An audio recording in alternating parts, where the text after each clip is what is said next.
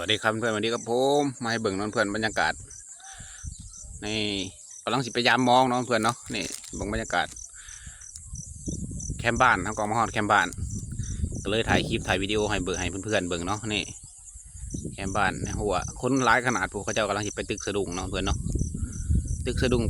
ไปยามมองนี่ไปกันเพื่อนฟ้าขึ้นนี่เพื่อนเลย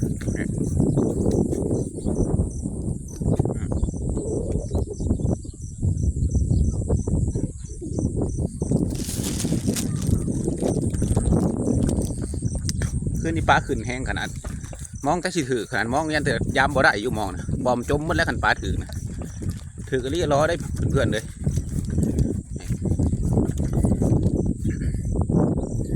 ถือปอมจมแล้วมองหาบ่เห็นแล้วมองบ่มีหลักแล้ว